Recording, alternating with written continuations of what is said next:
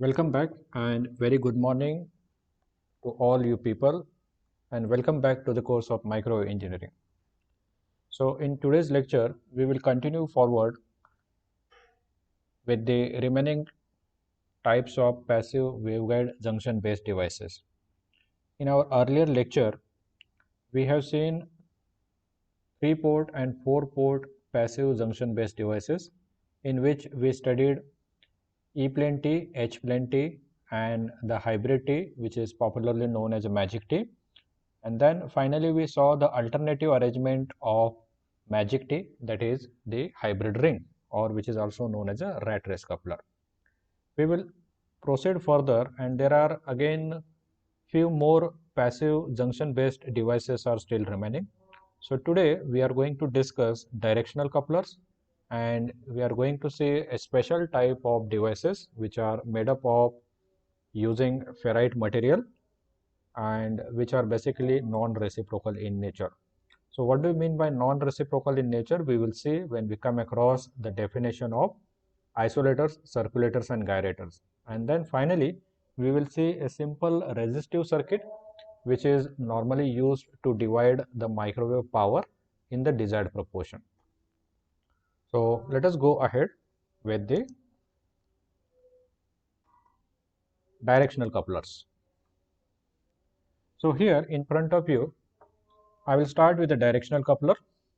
The directional coupler block diagram is in front of you. So it is essentially consists of a 4-port device. Okay. So it is similar to the magic T and the hybrid ring structure in which we have the 4 ports. So the directional coupler also has a 4 different ports. The port 1, port 2, port 3 and port 4. Okay, and these ports are normally called as a input port, output port, coupled port and isolated port. Okay, we will see the working of this directional coupler and we will investigate the use of the directional coupler. Okay, so the directional coupler is a reciprocal and lossless matched 4-port network. Okay, and which gives us a facility to sample the forward and reverse traveling wave. Okay, so this particular device is essentially used in order to sample the given microwave signal either in its forward traveling wave or in its reverse traveling wave. Okay, so the block diagram in general representation of the directional coupler is shown symbolically in figure number A. Okay, so the internal structure of any directional coupler, what it consists of? It consists of two waveguides. Okay, now here I will denote it with this black color. So here the upper two lines, it indicates this is a one type of a waveguide, right? And there is another waveguide which is located below it. So when two rectangular waveguides are placed one above other, okay, so it will form a coupler like a structure, and these two waveguides are connected together. That means you need to place two rectangular waveguides one above the other, and you need to make a common passage by drilling a hole into their common wall in this way. So these holes are drilled into the common overlapping area which is shown over here. Okay, so these are the holes which we are going to drill in the common wall of these two rectangular waveguides, and through which the signal will get leaked. Okay, so essentially the directional coupler consists of a combination of a two waveguide. The waveguide which is below, that is the actual main waveguide, you can say, and the waveguide which is located on the top, it is normally called as an auxiliary waveguide. Okay, so the drilling, that means a common passage that we made by drilling a hole into the common wall, the spacing between these two holes is kept such that it is always odd multiple of lambda by 4. Okay, so here lambda we replace with a guide wavelength, and we get the spacing between these two holes is always odd multiple of quarter of the guide wavelength, right? So this has been kept essentially in order to create the effect of cancelling mechanism when the wave travels in the backward direction. So that point will be clear when we see the actual working of this particular device. So for time being, you just understand that the directional coupler is used to sample the microwave signal. Okay, so in the many different application, there is an absolute need to sample the microwave signal in order to study its properties. Okay, so at that time we need a sampling device which will sample the very high frequency, that is a microwave signal, and the directional coupler are the best example when they are getting utilized as a sampling devices. Okay, so here the coupling between port 1 and port 3 is going to be same as that of the coupling between port 2 and port 4. So here we observe there are 4 ports. Okay, and these 4 ports are created by placing 2 waveguides one above the other and drilling a common hole into their wall surface. Okay, so the coupling between port number 1 and port number 3 is same as that of the coupling between port number 2 and port number 4. Okay, so the coupling is very important property of the directional coupler, and it is going to decide how much power that the coupler is going to sample. Okay, so the couplers are designed based on the amount of coupling which is needed. Okay, so suppose say we want a to sample the microwave signal, let us say its fractional part, okay, 1/10 of part or 1/5 of part or 1/3 of part of the any incoming microwave signal. Whenever we want to sample, then at that time the directional couplers are going to help us. Okay, so here we understand that the coupling between port number 1 and port number 3 is same. If we consider port number 1 as an input port, port number 3 is called as a coupled port, right? Port number 4 is actually output port, and port number 2 we used to call it as an isolated port. Now next type is to derive the scattering parameter matrix for the two-hole directional coupler. Actually this is a two-hole directional coupler in which we are going to make two physical holes over here, so that the electromagnetic or the micro signal is going to get leaked into these holes and can propagate in forward as well as in reverse direction, right? Next we want to derive the scattering matrix for the given given 4-port directional coupler. Okay, so for any in general 4-port network, the scattering matrix is given by this equation 2.271. We already know. Now in order to find out these scattering parameter, what we assume that all the 4 ports, that is port number 1 to 4, are perfectly matched to their junctions, so that we will get the parameter S11, S22, S33 and S44 all equal to 0.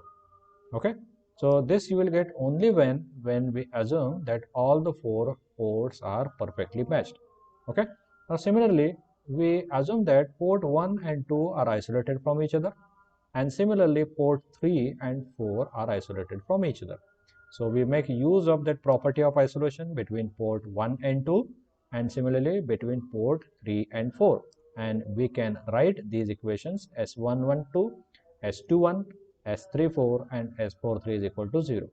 Now these values of all S parameters which we got in these two steps we place in the original matrix, and we find that the diagonal element, okay, so the diagonal 4 elements of the 4 by 4 matrix will become 0. Now next what we assume that the coupler is ideal and it is a reciprocal device. Hence we assume that this particular scattering matrix given by equation 2.272 is going to follow property of symmetry. Okay, so if we assume that this matrix is going to follow the property of symmetry, then we can write as usual, as we saw in the case of deriving the scattering parameter matrices for E field and HTs, we can write Sij is equal to Sji, where I is not equal to j, that means these two ports are different, and hence by making use of this particular property we can write port 1 is symmetric with port 3, and similarly port 1 is symmetric with port 4, and the same can be extended between port 2 and 3 and between port 2 and port 4. Okay, So with this modification, the matrix which is given in equation 2.272 will get modified to equation 2.273. Okay, so here S31 we replaced with S13, right? And similarly S41 over here, it is replaced with S14 and so on. Okay, next what we do is, in the ideal directional coupler, the coupling which is happening between the port 1 and port 3 is exactly same as that of the coupling that would occur between port number 2 and port number 4, and hence what we can write is S13 is equal to S24. Okay, and the same is true between port 2 and 3, and that's why we can write S14 is equal to S23. So by incorporating these changes, the scattering matrix given in equation 2.273 can be modified as given in equation 2.274. We will incorporate these changes and we will rewrite. Then we assume that the junction which is formed between these different 4 ports is ideal and they are lossless. And if we assume this particular condition, then the scattering matrix is supposed to follow the unitary property. And then by this particular assumption, we can make use of those unitary properties. So we know that unitary property, there are two unitary properties, unit property itself and the zero property. So out of which the equation of scattering matrix given by 2.274, what we do is we will apply the zero property to this matrix, right, to row 1 and row 2, and we will write. Okay, then we will get this particular equation. Okay, so S13 multiplied by complex conjugate of S14 plus S14 multiplied by complex conjugate of S13 is equal to 0, right? Now what we do is, if we consider, let us say, S14 as a real term, okay, and let us call this as a term number P, and we take out this real term out of this particular equation, then we can write this equation as, when we take S14 is equal to P, and when we take it outside, inside the bracket, we can write S13 plus S13 complex conjugate, and on the right hand side it is equated to 0. Okay, now we study this particular equation over here, this particular equation, P into bracket S13 multiplied by S13 complex conjugate is equal to 0.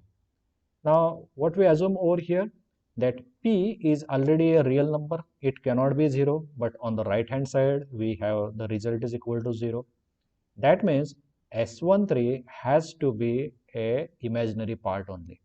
It has to be a purely imaginary number, so that S13, if it is imaginary, the complex conjugate of the imaginary, when we add with the original imaginary term, we will get a 0 product. And thus S13, we make sure that it is purely imaginary. Okay, and therefore we represent S13 equal to, say, a term, imaginary term, we denote it with letter JQ. Okay, so we'll replace S13 with a purely imaginary term JQ and S14 as a pure real number P, and thus the scattering matrix of the directional coupler will reduce to the form which is given in equation 2.275, right? So here all the diagonal elements of the directional coupler are going to be 0. Okay, and what this particular denotes, so what is this interpretation of the scattering matrix of the 4-port directional coupler? The directional coupler essentially consists of a 2-hole directional coupler, right? And here the important property of the directional coupler is that the directional coupler is known as symmetric coupler or quadrature type of hybrid. Now why it is called so? Because the coupling between port number 1 and 3 is same as that of the coupling between port number 2 and 4. Okay, the output which we obtain at port number 2 and port number 3, they are always in a phase quadrature with each other, and they exhibit a phase difference of 90 degree with each other, and that's why the scattering matrix output we will get phase quadrature, and that's why the 2-hole directional coupler or simply directional couplers are also known as a quadrature hybrid. Why they are called as a quadrature hybrid? Because the two outputs that we are going to get at direct output port and coupled port, the outputs are in phase quadrature with each other. So that's why this type of coupler is also known as a quadrature hybrid. And just we have saw that how to develop the scattering matrix equation for the directional coupler. Okay, so here there is a working mechanism of how exactly this two-hole directional coupler works. The principle of understanding is very simple over here. Okay, so here I will denote this is the input port. So I will write here as an input. This is the input port.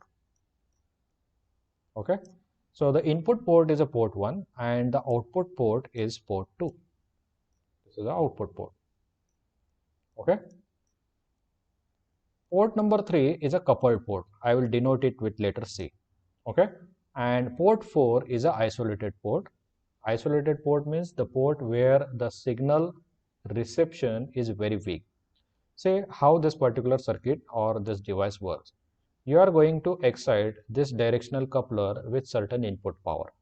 Now when the signal comes over here, it finds that there is a aperture in the structure.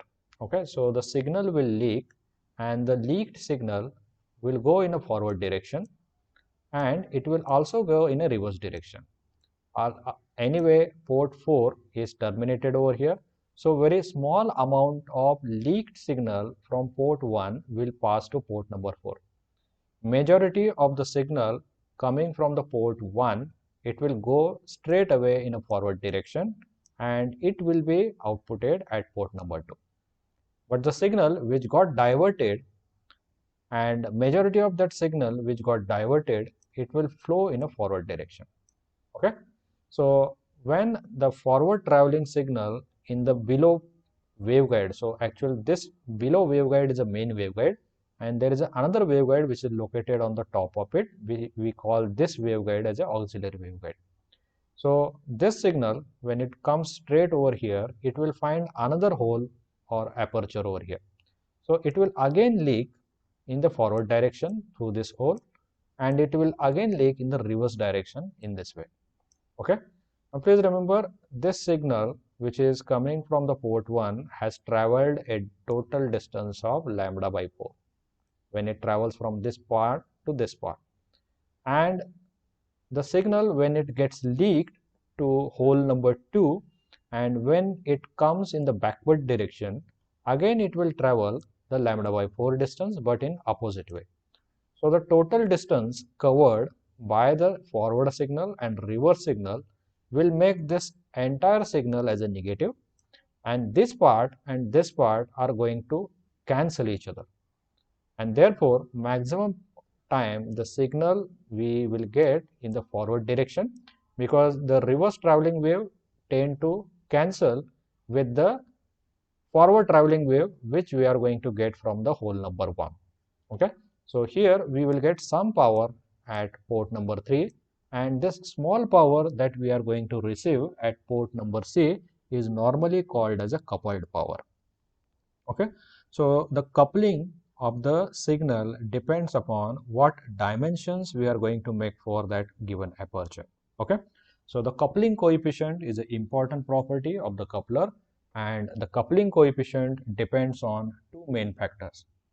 The first one is the operating frequency and the second one is the dimension of that aperture or hole. Okay, so on these two parameters the coupling is dependent, and normally the spacing between two holes is always maintained at odd multiple of quadrature of guide wavelength, where lambda g is a guide wavelength and we always need to maintain it at lambda g by 4. Okay, so here what actually happens is whenever you excite the input port with a certain microwave signal, majority of the microwave signal will get output at port number 2. A fraction of the input microwave signal will be delivered at coupled port. Okay, so this is where we are interested in order to get the sample of the input microwave signal. Okay, so in this way this particular directional coupler device acts as a sampling device. Okay, And in many times in many different microwave application, we need to test and analyze the sample of the microwave signal. So at that time, you can make use of this particular device, design this device such that it will take minimum sample. Okay, so how that going to depend, that what sample size it will select so that it will output that sample size at port number 3. It depends upon what is the operating frequency of the signal, and it also depends upon what is the dimension of the aperture, right? So this way, the directional couplers are essentially used to sample the microwave signal whenever it is required in the industrial application. Okay, so there are basically three main important characteristics of the coupler on which the performance of the coupler is going to be dependent. Okay, so the first important characteristic of the coupler is the coupling coefficient. Okay, or we can simply call it as a coupling factor. So it is given over here. The coupling coefficient or the coupling factor is given with this particular equation 2.276 over here. So it is a simply ratio of 10 log to the base 10, which indicates it is a power quantity, right? So the input power is denoted by Pi. Okay, so the input power means the power which we fed at the input port of the coupler. Okay, divided by the power which you receive at the coupled port. Okay, so it consists of 4 ports. So as on when we take the coupler, we should understand which port is what. Okay, so the input port, output port, coupled port, and isolated port. So if you take the ratio of power at the input port divided by power at the coupled port, you will get the coupling coefficient or the coupling factor. Okay, so if the coupling is minimum, please remember the sample size of the microwave signal is minimum. Okay, and there is a high directivity. Okay, so we'll come to that directivity part now. So where Pi is the input power which will enter into the coupler, and Pc is the power which is delivered to the matched load which is connected in the coupled port direction. Okay, so there is another parameter with which we can evaluate the performance of the coupler, and that is nothing but a directivity. Okay, so what is the directivity of the coupler? The directivity of the coupler is the measure of how well the coupler distinguishes between the forward and reverse traveling wave. Okay, and how to measure the directivity? Always for the given directional coupler, the directivity value need to be as high as possible. Okay, so what does that mean then?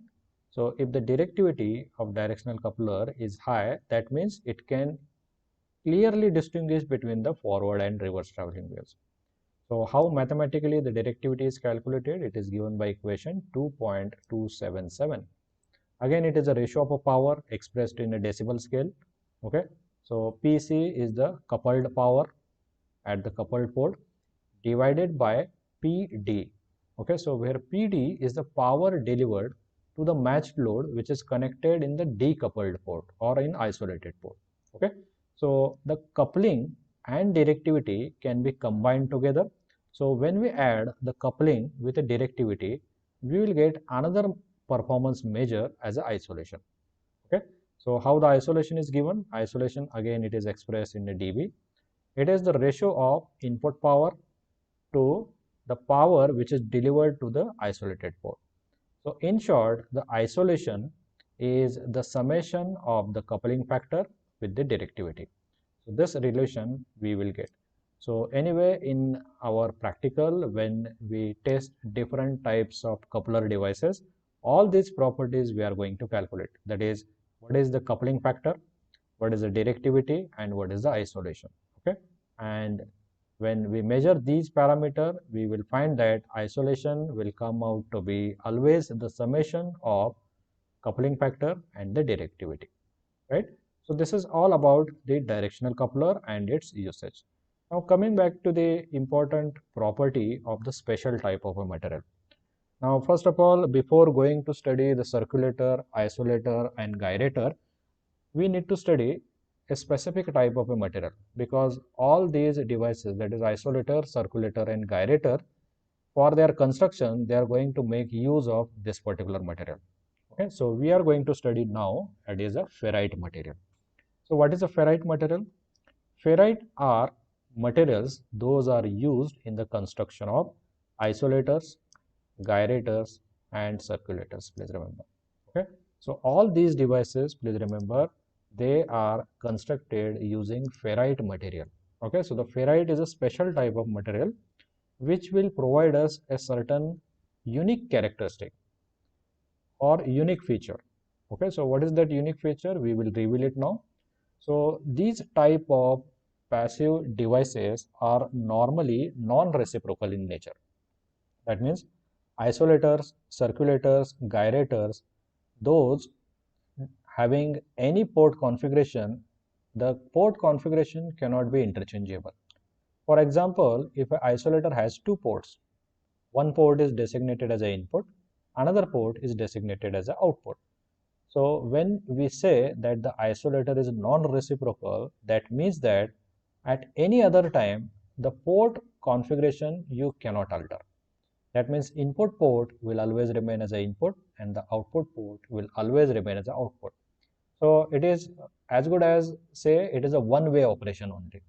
So you cannot reverse the operability of the ports. Input port will always act as an input and the output port will always act as an output. And this we call it as a non-reciprocal devices. Okay. So what are the ferrites then? Ferrites are actually the compounds of non-reciprocal transmission properties which are made from materials such as ferromagnetic and ferrimagnetic materials. Okay.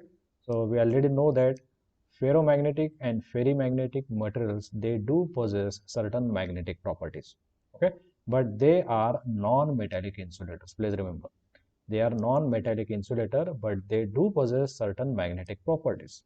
Okay, and these magnetic properties possessed by ferrite material is similar to ferrous material. Okay, now there is a subgroup of ferrimagnetic material and the ferrites that are widely used in the construction of microwave devices. The commonly used ferrite material in the construction of microwave circuit are manganese ferrite. Okay, so here the formula is given, and zinc ferrite, right? So in addition to these popularly used ferrite material, there is another compound material which is very commonly used, and that is YIG material. Okay, so the short form is yttrium iron garnet type of material. Okay, so this type of ferrimagnetic material is used in the construction of non-reciprocal microwave devices. Okay, I hope that you people have got the understanding of what do we mean by non-reciprocal microwave devices. As I already told, non-reciprocal means whenever a microwave device has port configuration, the port configuration will remain same and they cannot be used interchangeably. Means input port will always remain as an input and output port will always remain as output. You cannot change the functionality of these port later on.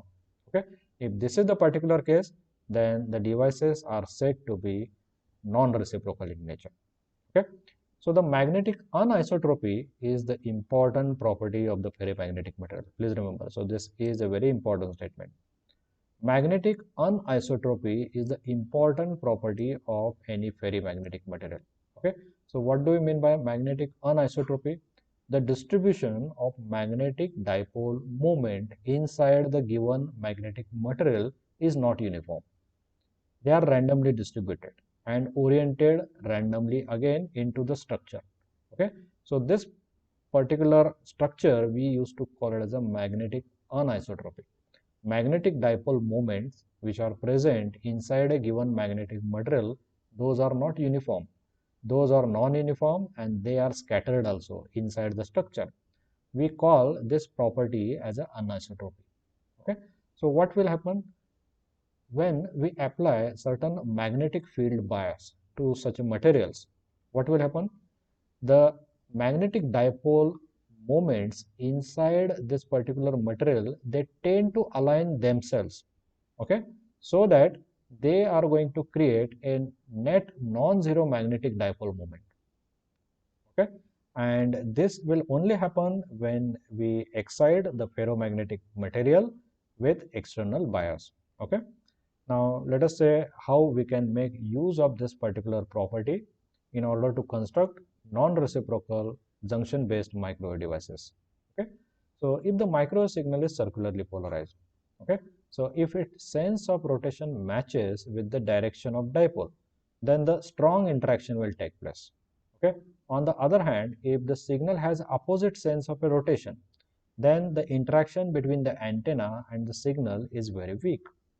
Say the sense of polarization for the signal is going to change with the direction of propagation. Therefore, whenever a microwave signal propagates through the ferrite material, the polarization of the microwave signal get differently oriented during its propagation. And this change in the polarization of the signal with its change in the propagation direction is utilized in the fabrication of special type of devices. Please remember, this statement is very important.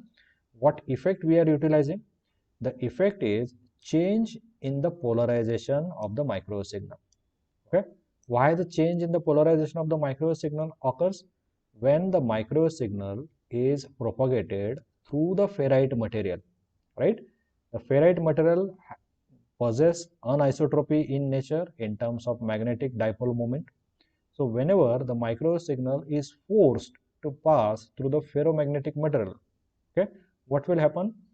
The polarization of this microwave signal tend to change with the direction of its propagation.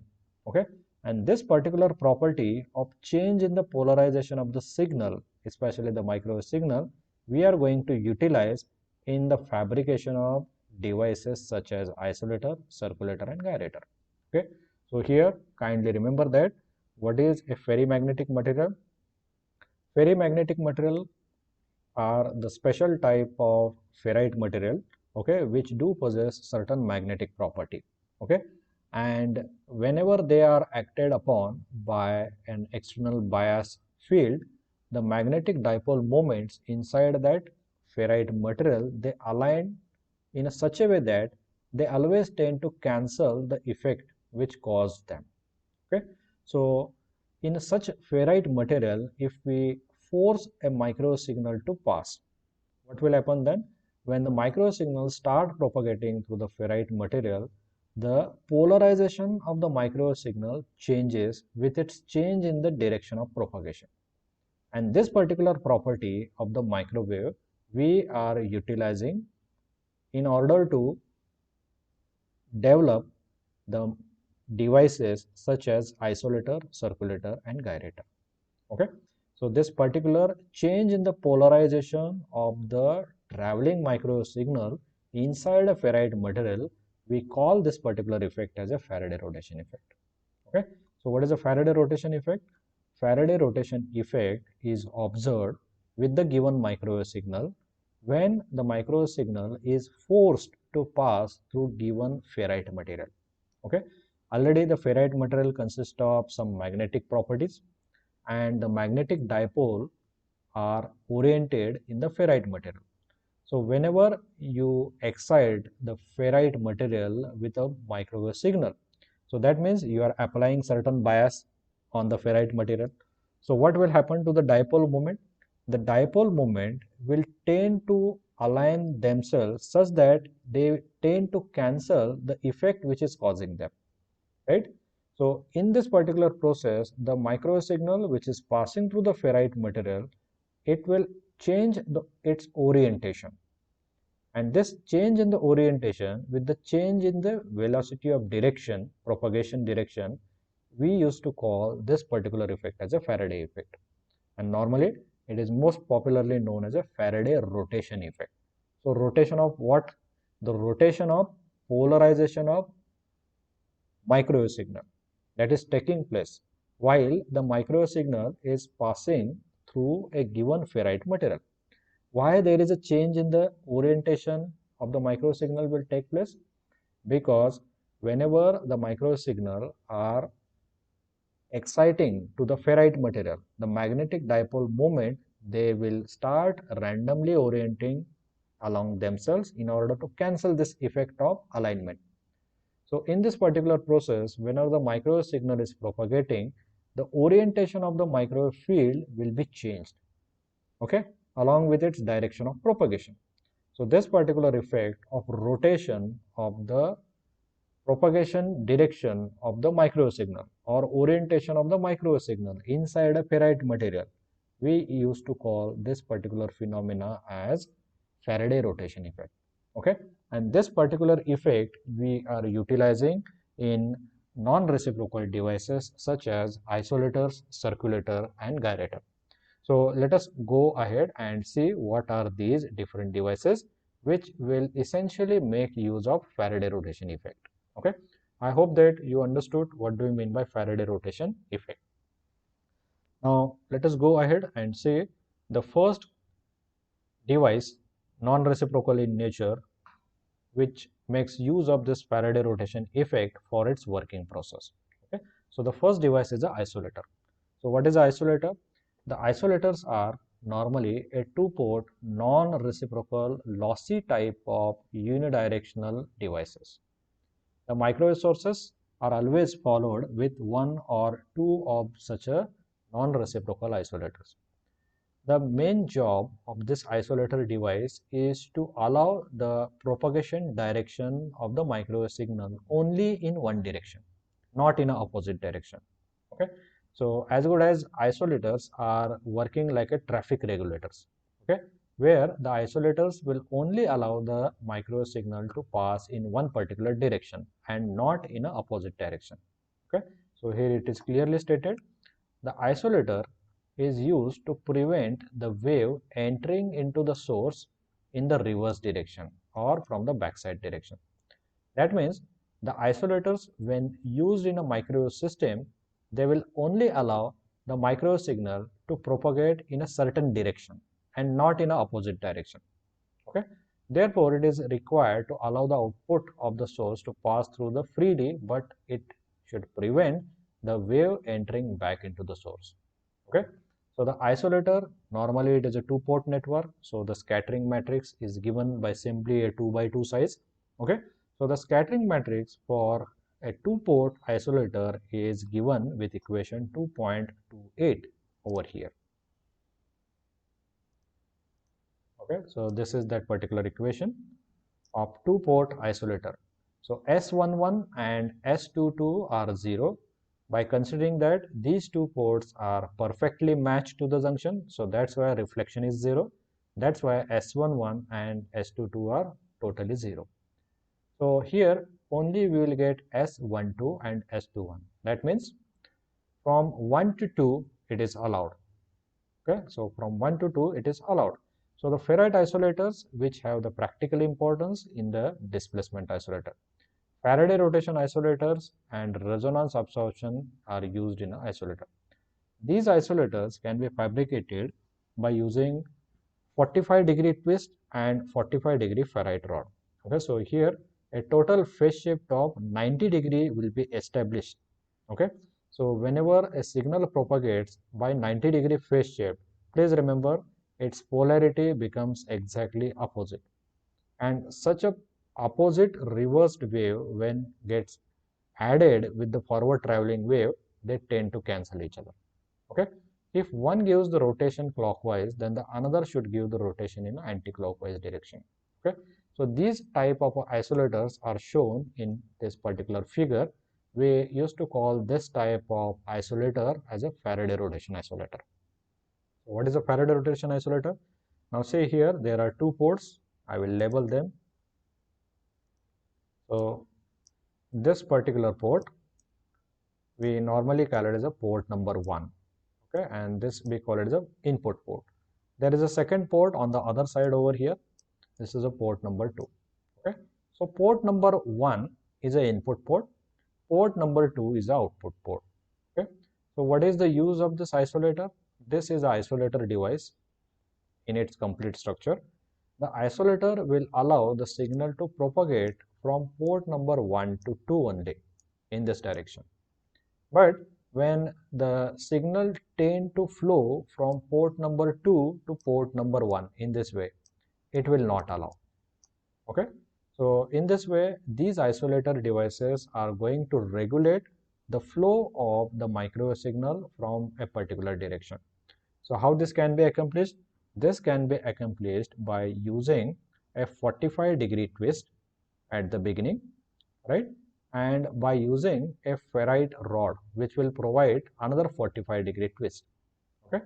So here 45-degree twist and a ferrite rod, which will provide another 45-degree rotation of the microwave signal. Say when microwave signal is propagating through the input port. Okay. So here we have a twist.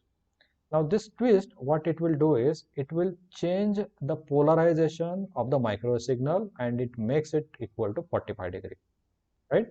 And when it is passed over the ferrite rod, what the ferrite rod will do? The ferrite rod will again introduce a 45-degree phase shift, okay, into the forward traveling. Say, let us say here it is a forward traveling wave in this direction. Okay. So what the first twist will do? The first twist will rotate the polarization of the microwave signal by 45 degree in this way. So this is a 45 degree. Okay. And it is passed over to the ferrite rod. What is the property of ferrite rod? The ferrite rod is constructed such that it will again rotate the polarization of the propagating microwave signal by another 45 degree. Okay. So what will happen then when the signal comes at this particular position? The signal will be totally vertical, making an angle 90 degree. So 45 plus 45 degree phase shift is obtained by this particular twist, and another 45 degree phase shift is provided by this particular rod. So when the signal comes over here, the total phase shift is a 90 degree. Okay. So if this signal tend to go in a reverse direction, the incoming signal and this reflected signal, they are in a total phase shift of pi by 2. And when such tendency happens that the output signal tend to come back by reverse bouncing, the reverse bouncing will have a phase shift of 90 degree with the forward traveling wave, and they tend to cancel, and thus the reverse bouncing of the wave from this particular part at the input port will get automatically cancelled and it will get avoided, and only we will get a forward traveling wave in this direction. Okay. So the construction is made such that we are going to make use of 45 degree twist and a ferrite rod, which will another provide 45 degree twist. So the total twist or the rotation of the microwave signal for its orientation or polarization will be 90 degree. And such a polarized 90 degree microwave signal tend to come back in a reverse way. It will get added with the original microwave signal. And this microwave signal, when they get added together, they tend to cancel each other, and thus there is no chance that the signal will come back from the input port backside. Okay. So this is how this simple isolator works on the principle of making use of Faraday rotation principle, and the Faraday rotation principle is accomplished by using this ferrite type of a rod. Okay. So this is what it is explained over here. Okay. Now similarly we are going to see the circulator. Now as usual to the isolator, the circulators are the 3-port devices. Okay. So here the circulator diagram is shown over here. Okay. So normally there could be multiple ports for the circulator, but here the 4 ports are shown: port number 1, port number 2, port number 3, and port number 4. Okay. So here the direction of the circular is a very important feature over here. So what the direction of this circulator indicate? Circulator, again, it is a passive device and it is a multi-port device. Okay. So the diagram symbolic representation of the circulator is shown over here. Okay. So how the circulator works? Let us say you feed some input signal at port number 1. Okay. What the arrow direction shows here, that the arrow direction is showing anti-clockwise rotation. That means it is indicating us to always go anti-clockwise. Okay. So when you input the microwave signal at port number 1, it will go in this particular direction, following the direction of arrow in anti-clockwise direction. So it will be coming at port number 2, Now from port number 2, it will go to port number 3 in this way. And from port number 3, it will finally go to port number 4. Okay, and again back, if you want, you can get the signal back from port number 4 to port number 1. So please remember here, we will only allow the signal to propagate in a certain clockwise or anti-clockwise direction. So here in this particular example, we only allow the signal to rotate in an anti-clockwise direction. So when you excite port 1 with a certain microwave signal, this microwave signal will be propagated over port 2. Okay, please remember, when you excite port 1 with a microwave signal, it will not propagate to port number 4. Okay, so it will always get propagated to port number 2. From port number 2, it can go to port number 3, and from port number 3, it can further go to port number 4. Okay, so this arrow direction in the circulator diagram is very important, and it always indicates that how the flow of the micro signal is taking place inside that particular device. Okay, now as usual over here, we note that the direction of the propagation of the micro signal is unique and that is maintained for all the time. Okay, so that means they will allow the signal to propagate in a particular direction, and here the case is anti-clockwise direction.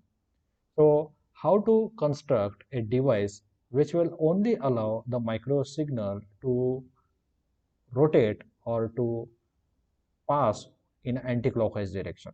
So that can be accomplished by using circulator device, and these circulators are essentially going to make use of the same material, that is a ferrite material. Okay, so one typical example of how the circulator look like is shown over here. Okay, so it has a tapered port at port number 1. Okay, and here the ferrite rod is placed. Again, please remember, it is the same construction the way we saw the construction of a isolator. So there is a twist and there is a ferrite rod. Okay, so similarly over here we have a ferrite rod and we have a 45-degree twist. Okay, so the same structure can be utilized in order to implement circulator mechanism also. Only the change between isolator and circulator is that isolator, it is over here, it is shown with the 2 ports, while the circulator may come in multi-port configuration. So please remember that the circulator, the arrow direction will always show that how the signal is going to get propagated inside that device. It will be propagated only in one particular direction, and thus it avoids the signal to propagate in other direction whenever it is required, right? So the main construction of circulator and isolator device, it is based on the same principle. They will make use of certain phase shift, and that phase shift initially can be introduced by using any type of a phase shifters, or you can make use of a twist. Okay, we already saw what do you mean by twist, and the other phase shift can be introduced by making use of ferrite rod. Okay, so here typically how the scattering matrix of a typical circulator of 3 port look like. So it is shown over here in equation 2.281. Okay, so we assume that all the 3 ports, port number 1, port number 2 and port number 3 are matched terminated to the junction. So that S11, this one, okay, so here I will choose this one. S11 is 0 over here, right? It is matched. Similarly, S22 is 0, no reflection. S33 is 0, no reflection. Okay. Next parameter is S12. S12 means 2 to 1. It is reverse way. So here, if you observe this diagram, the signal is flowing from 1 to 2, not from 2 to 1. So that's why S12 is 0. Okay. Next is S13. That means from 3 to 1. So how the signal is flowing? From 3 to 1, not it directly. Okay. So S11, S12 and S13. So the third parameter over here is S13, from 3 to 1. Right. So for a 3-port network, 3 to 1 is possible. Similarly, next parameter, it is S21, from means 1 to 2, it is possible. Similarly, this parameter becomes 0, and the other parameters for the third row, similarly we can write. So essentially, the scattering matrix of a circulator for any port configuration can be extended by applying the same theory. Okay, only the important thing over here to remember is that the circulator will allow the signal to propagate only in a certain fixed direction and not in opposite direction. So accordingly, the transmission coefficient of the scattering parameter matrix can be made either 0 or 1. So that is shown over here for a 3-port circulator. We go ahead towards the last element of our model number 2, that is a power divider circuit. Okay, so what is the basic principle of dividing the power? If suppose certain power is given to us and that power we want to split or that power we want to combine. So there could be two different issues. The given power you are asked to divide or multiple powers you are asked to combine. These two jobs of dividing the power into multiple times or combining the multiple powers into single power can be easily done using the power divider network. Such a resistive element power divider network is shown in front of you. Okay, so this particular circuit we call it as a Wilkinson power divider circuit. Okay, so this is the useful power divider circuit and it essentially consists of a 3-port circuit. So actually here it is an input port. So this is the input port. We normally call it as a port 1 and there are two output ports. This one is output port number 1. We call it the port number 2 and this is another output port. We call it the port number 3. So here port number 1 is always an input while port number 2 and port number 3 are the output. So here in this particular configuration, if we feed some input power at port number 1, it will get divided in the proportion that we want. Okay, so suppose here it is a 10 watt over here. Okay, and what we want is we want to design this circuit such that I will get half power at the both ends. So here 5 watt, right, and here 5 watt. So you can construct and you can calculate the element values over here so that whenever 10 watt is given at the input, the output at port number 2 and port number 3 will be exactly equal. In other words, you can choose the circuit element such that the division of the power will be again unequal. Suppose the input power is 10 watt and suppose here you want 4 watt and here you want remaining 6 watt. So that can also be accomplished. So usually a Wilkinson power divider circuit is a passive resistive component based power divider circuit which is used to divide the power in the given proportion. Okay, so the given proportion could be equal power division or unequal power division. Okay, so the scattering matrix for this 3-port network is given with this particular equation which is written here by the equation 2.282. 1 by root 2 into bracket 0, 1, 1, 1, 0, 0 and 1, 0, 0. So this is a typical scattering matrix of the 3-port power divider circuit and essentially it is a Wilkinson power divider circuit, right? And finally we come across a gyrator device.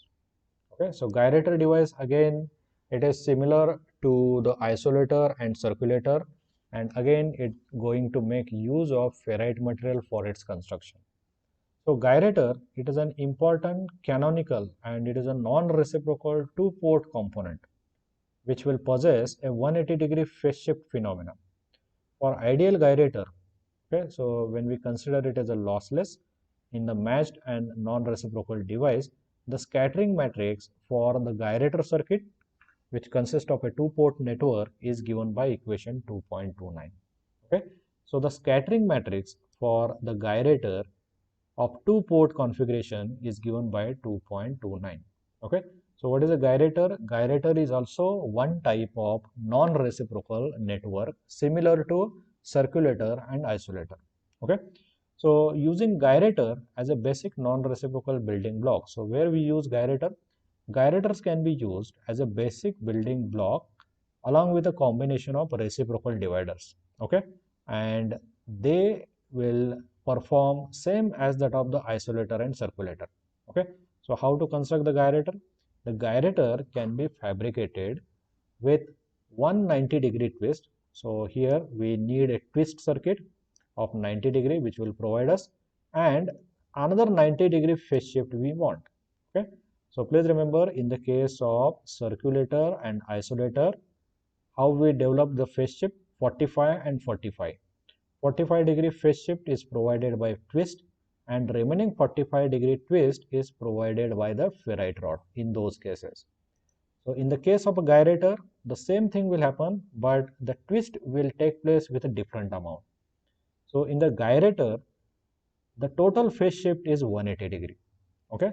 So in the case of isolator and circulator, the total phase shift provided is 45 plus 45, that is 90 degree. So what is the difference between gyrator and circulator and isolator? In gyrator, the total phase shift we are going to maintain at 180 degree. So in that particular case, first we need to provide 90 degree phase shift, okay, or it is pi by 2 radian. So this 90 degree phase shift can be accomplished using a 90 degree twist initially. Remaining 90 degree phase shift can be provided by using a ferrite rod now. Okay, so please remember 90 plus 90, this is a proportion for the gyrator. I will write as a G. Okay, and 45 plus 45, 45 plus 45, this is the phase shift proportion required for, I will write over here isolator I will write I, and circulators I will write C. So the only change in the gyrator, isolator and circulator is that isolator and circulator, they will provide a total phase shift of 90 degree overall, while the gyrator is going to provide us, though it is a two-port network, it will provide a total phase shift of 180 degree. So if you look closer into this particular equation 2.290, here you find it is a -1. So this -1 is coming because the total phase shifted signal will be of same magnitude but in opposite in sign. So that's why here S21 you are going to get negative. Okay, so gyrators will accomplish the same job as that of the isolator and circulator, right?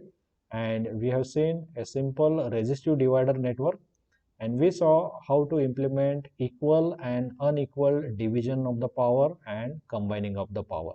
Okay, and before that we have seen the special type of non-reciprocal devices which are passive in nature, that is the isolator and circulator. And before that we have studied in detail the usage of ferrite material and the important property that the ferrite material do possess, and that we discussed as a Faraday rotation effect.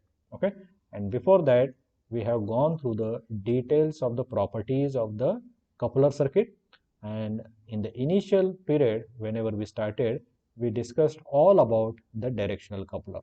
Okay, so with this I hope that more or less all the content of the module 2 number is over.